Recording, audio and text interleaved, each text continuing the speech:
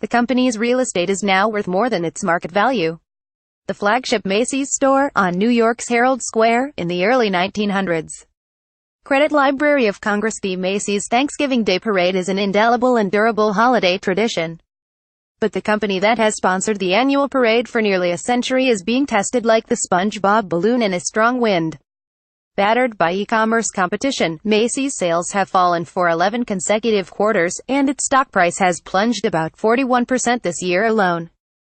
The Thanksgiving Parade in 1948, credit Meyer Leibowitz. The New York Times. Shoppers and investors seem to agree that the magic of the department store has faded in this era of instant gratification and free home delivery. It is not a fate unique to Macy's, as other bricks-and-mortar retailers scramble to adjust to the whims of American shoppers. What Macy's does have going for it is real estate, a vast network of more than 600 stores across the country. Macy's real estate, with an estimated value of $16 billion, is worth more than the company's market value of $6.4 billion, according to an analysis by Cowen, the investment management and banking firm. Many of its oldest stores are a developer's dream, soaring spaces with ornate exteriors in the heart of major American cities. The Macy's in downtown Philadelphia in 2009. The location features a pipe organ named after the original store in the building, Wanamaker's.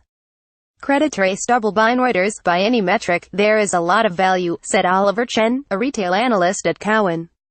The Macy's flagship store on 34th Street is worth an estimated $3.3 billion alone. The company has no plans to sell its Manhattan flagship, a tourist magnet that contains more than 1 million square feet of retail space, and spend $400 million on renovating it between 2012 and 2016. Some analysts, though, say that what for many years was the world's largest store doesn't have to be so large, and have suggested that the company redevelop some of the upper floors. A floor of Macy's flagship store after a redesign by Charles Sparks Company several years ago. Credit Charlie Mayer. In other cities, Macy's has already been selling off parts or all of its most distinct buildings. One of them, a former Meyer Frank department store in Portland, Oregon, will soon house creative office space with a coffee shop and a gym. The Meyer Frank building in Portland, Oregon, in 1932. Later a Macy's, it was sold for a conversion to office space and other uses. Credit Oregon Historical Society. Renderings of the redesign of the former Macy's in Portland. Credit Sterling Bay. The Portland building is filled with Art Deco features, seen here during renovation work this month. Credit Tawny Greaves. For the New York Times. The passing of Macy's grand department stores into the hands of office and condominium developers reflects the tectonic shifts in the retail industry, where e-commerce has come to dominate a greater share of sales. Perhaps the most vivid marker of that change is the conversion of much of the Macy's store in downtown Seattle into offices. The Macy's building in Seattle around 1950, when it was a Bon Marché department store. Credit via Seattle Public Library. The new tenant will be Amazon, the very force that is pushing Macy's and other retailers to rethink the need for many of their stores.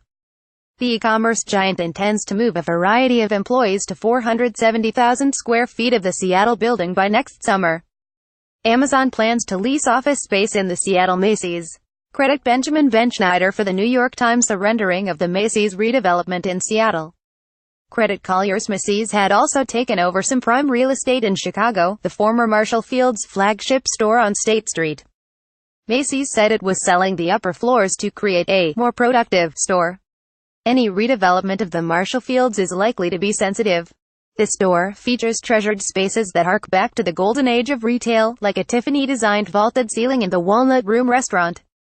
Amid discussion about downsizing the store, Macy's has been careful to note in a statement that dining in the restored Walnut Room, shopping beneath the Tiffany Dome, and meeting under the Great Clocks remain treasured traditions for Chicagoans and visitors alike. While Macy's old urban buildings may hold much of their grandeur and value, the more difficult task may be figuring out how to pair its network of suburban stores. In January, the retailer announced that it was closing 68 stores, many of them in suburban malls, like the store in Alexandria, Virginia, which was sold this year.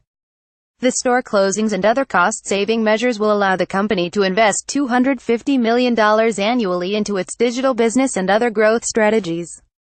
Macy's said the closings were expected to displace about 3,900 workers. Over the long term, the Alexandria store will be part of a large commercial redevelopment. But over the next 2 years it will serve as a homeless shelter, with 60 beds. The former Macy's in Alexandria, Virginia, will temporarily be used as a homeless shelter, will temporarily be used as a homeless shelter. Credit Andrew Mangum for the New York Times.